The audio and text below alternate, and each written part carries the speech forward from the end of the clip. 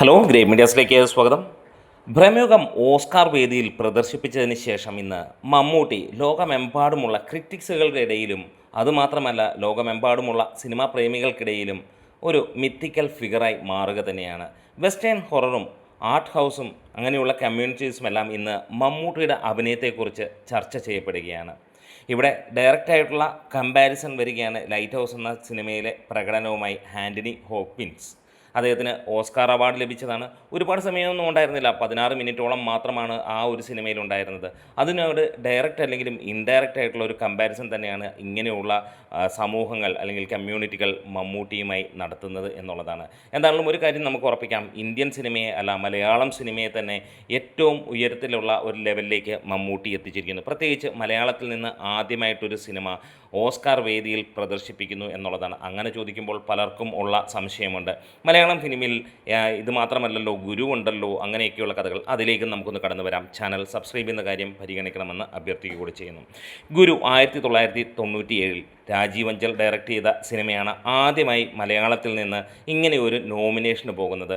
70ാമത് Oscar അവാർഡിലേക്ക് India ഔദ്യോഗികമായിട്ട് എൻട്രിക്ക് അപേക്ഷിക്കുന്നുവെങ്കിലും അവിടെ Oscar നോമിനേഷനകത്തിലേക്ക് എത്തിപ്പെടുന്നില്ല. ആദ്യം തന്നെ നമ്മൾ ഒരു സിനിമയെ അങ്ങോട്ട് കൊടുക്കുന്നു, അവിടെ വെച്ച് തന്നെ റിജക്റ്റ് ചെയ്ത് കളയുന്നു എന്നുള്ളതാണ്.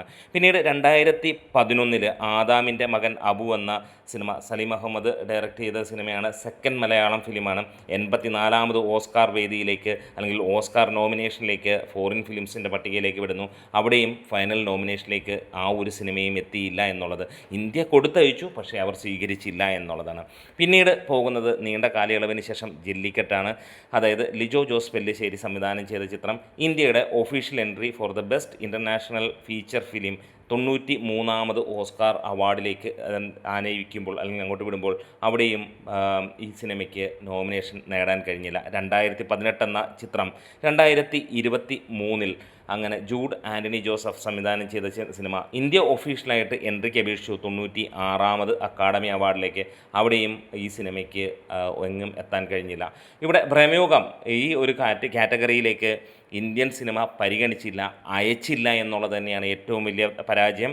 അതുകൊണ്ട് തന്നെ ഈ സിനിമ അങ്ങനെ ഒരു എൻട്രിയിലേക്ക് പോയില്ല. പക്ഷേ ഓസ്കാർ വേദിയിൽ അവർ സെലക്ട് ചെയ്തു 11ഓളം പ്രത്യേക കാറ്റഗറിയിൽ.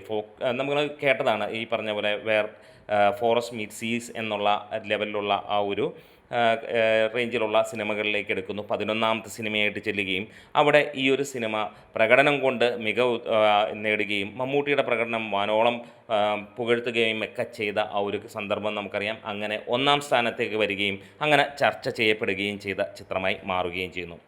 ഇനി നമ്മൾ സംസാരിക്കാൻ പോകുന്നത് ആൻ്റണി ഹോപ്കിൻസിൻ്റെയും മമ്മൂട്ടിയുടെയും സമാനതകളുള്ള അഭിനയവും അല്ലെങ്കിൽ സമാനതകളുള്ള സിനിമയെയും കുറിച്ച് തന്നെയാണ്. ഏറിയ പങ്കും ഇങ്ങനെയുള്ള സമൂഹങ്ങൾ അല്ലെങ്കിൽ കമ്മ്യൂണിറ്റീസ് കൂടുതലായും ചർച്ച ചെയ്യപ്പെടുന്നത്. അതായത് ആൻ്റണി ഹോപ്കിൻസ് അഭിനയിച്ച ആ ഒരു കഥാപാത്രത്തെ വെച്ച് നോക്കുമ്പോൾ അല്ലെങ്കിൽ ഭ്രമയുഗവും ഈ പറഞ്ഞ പോലെ ദ ലൈറ്റ് ഹൗസ് എന്ന ചിത്രവുമായിട്ടുള്ള കമ്പാരിസണൊക്കെയാണ് അവിടെ എല്ലാവരും പറയുന്നത്. ഇതിൻ്റെ രണ്ട് സിമിലാരിറ്റീസിൽ ഭ്രമയുഗത്തിനെ ഒരു ഫോക്ക് പെയിൻറ്റിങ് പോലെയാണ് കാണുന്നതെങ്കിൽ ലൈറ്റ് ഹൗസ് ഒരു മെൻ്റൽ പ്രിസൺ പോലെയാണ് കാണുന്നതെന്നാണ്. അതായത് രണ്ട് സെറ്റിങ് ക്യാരക്ടർ സെറ്റ് ചെയ്യുമ്പോൾ ഭ്രമയുഗത്തിൽ മനയും ആ ഒരു സിമ്പിൾ ഒരു ഫ്യൂഡൽ പവറിനെയും സ്പേസ് ഒരു എന്താണ് പറയുന്നത് ആ ഒരു കൺട്രോളും ഫിയറും ഒരു അധികാരത്തിൻ്റെ ഭ്രമത്തെയും എല്ലാം കാണിക്കുമ്പോൾ ലൈറ്റ് ഹൗസിനകത്തിൽ നമുക്ക് ഡിസയറും ഡോമിനൻസും ഫോർബിഡൻ നോളജും ഒക്കെയാണ് കാണിക്കുന്നത്. അതായത് മാഡ്നസ്സാണ് പ്യുവർലി അതിനകത്തിൽ കാണിക്കുന്നത്. ഇങ്ങനെ ഒരു കാര്യങ്ങളാണ് അതിനകത്തിൽ ഏറെയും നടക്കുന്നത്. അതായത് ലൈറ്റ് ഹൗസിനകത്തിൽ കൂടുതലും ആർക്കിടെക്ചർ സൈക്കോളജിയും മറ്റേത് ഫ്യൂഡൽ പവറിൻ്റെയുമാണ് എന്നുള്ളതാണ്. ഇങ്ങനെയുള്ള കാറ്റഗറിയിലുള്ളത് തന്നെയാണ് ഏറ്റവും കൂടുതൽ ശരിക്കും നമുക്ക് ഓസ്കാർ വേദികളിൽ പ്രദർശിപ്പിക്കുകയും വിജയങ്ങൾ നേടുകയും ചെയ്യുന്നത്. ആൻ്റണി ഹോപ്കിൻസിൻ്റെ പ്രകടനം ഈ പറഞ്ഞ പോലെ തന്നെ ഭ്രമയുഗത്തിലെ മമ്മൂട്ടിയുടെ പോലെ തന്നെയാണ്.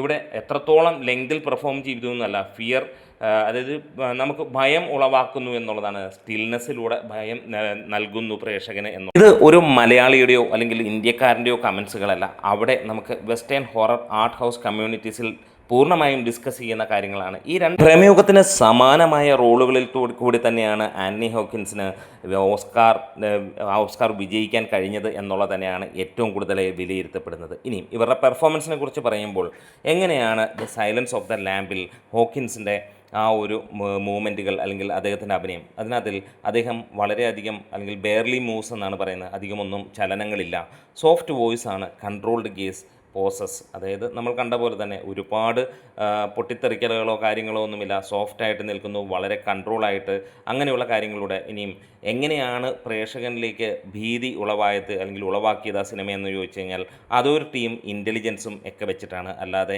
ആക്ഷനുകളിലൂടെ ആയിരുന്നില്ല എന്നുള്ളതാണ്. പ്രേമയോഗത്തെക്കുറിച്ചും അവർ പറയുന്നത് സമാനമായ രീതിയിൽ തന്നെയാണ്. മമ്മൂട്ടിയുടെ ഈ പറഞ്ഞ പോലെ തന്നെ സൈലൻസ്, ആ ഒരു ക്യാരക്ടർ ചെയ്തതിനകത്തിലെ ചാത്തനായാലും അതല്ല ഈ പറഞ്ഞ പോലെ കൊടുമൺ പോറ്റിയായിട്ടാണെങ്കിലും അതിലെ സൈലൻസും റെസ്ട്രെയിനും ഡൊമിനൻസും ഒക്കെ തന്നെയാണ് ഒരു സിനിമയെ മുന്നോട്ട് കൊണ്ടുപോയത്, നയിച്ചത്, അതേപോലെ തന്നെയുള്ള പ്രകടനം. ഇനിയും ഇതിനകത്തിലും ഒരു ഭീതി ഉളവാക്കിയ, പ്രേക്ഷകനെ ഭീതിയിലേക്ക് എത്തിച്ച ഒരു കാര്യമെന്ന് പറഞ്ഞു കഴിഞ്ഞാൽ സൈക്കോളജിക്കലും മിത്തിക്കലും ആയിരുന്നു എന്നുള്ളത്. ഇതിനകത്തിൽ നോൺ വയലൻസ് ആയിരുന്നു. ആ ഒരു വാക്കുകൾ ഞാനൊന്ന് വായിക്കാം. എന്താണേലും, why Anthony Hopkins win Oscar for the role like Bramayugam, the fear through stillness, non performance വോളിയമാണ്, അങ്ങനെയാണ് പറഞ്ഞിരിക്കുന്നത്. In the silence of the lambs Hopkin barely moves, soft voice, control gaze, pauses, fear comes from authority plus intelligence, no action.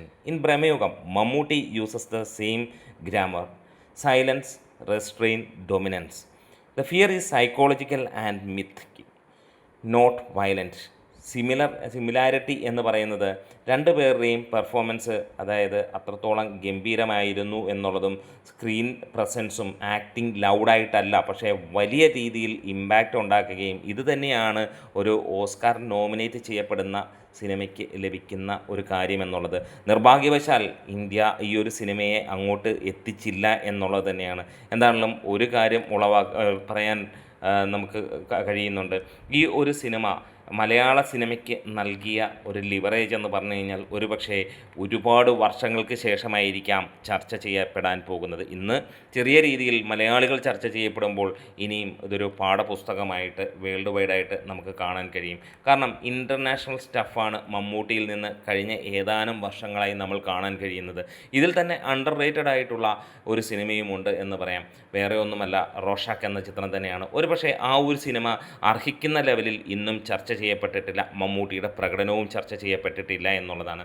ഈ light house പോലെയുള്ള ഒരു international stuff അല്ലെങ്കിൽ Oscar വേദിയിൽ പുരസ്കാരം നേടിയ ചിത്രം, അതുകൂടാതെ the silence of the lamb, അതെല്ലാം ഓസ്കാറിൽ ആൻ്റണി ഹോക്കിൻസിന് ഓസ്കാർ അവാർഡ് നേടിക്കൊടുത്ത ചിത്രം, ഇതിനോടൊക്കെയാണ് കമ്പാരിസണായി ഇന്ന് അങ്ങനെ ഇംഗ്ലീഷുകാർ പോലും മമ്മൂട്ടിയെ കമ്പയർ ചെയ്യപ്പെടുന്നത്. എന്താണെങ്കിലും വരുന്ന ദിവസങ്ങളിൽ മമ്മൂട്ടി ഇംഗ്ലീഷ് സിനിമകളിൽ സജീവമാകട്ടെ എന്ന് ആശംസിക്കുന്നു. തീർച്ചയായും ഒരുപാട് സംവിധായകർ അദ്ദേഹത്തെ നോട്ടമിട്ട് വെച്ചിട്ടുണ്ട്. കാരണം ഇത്രത്തോളം സ്റ്റഫുള്ള ഒരു ആക്ടറെ കിട്ടാൻ വലിയ പാട് തന്നെയാണ്. പ്രത്യേകിച്ച് ക്യാരക്ടറായി മാറാൻ മമ്മൂട്ടിയോളം കഴിവ് ഇന്ന് വേറെ ഒരു നടനും നമ്മൾ കാണാറില്ല എന്നുള്ളത് തന്നെയാണ്. അപ്പോൾ വീഡിയോസ് ഇഷ്ടമായെങ്കിലും ഒന്ന് സപ്പോർട്ട് ചെയ്ത് തരാം. Green medias.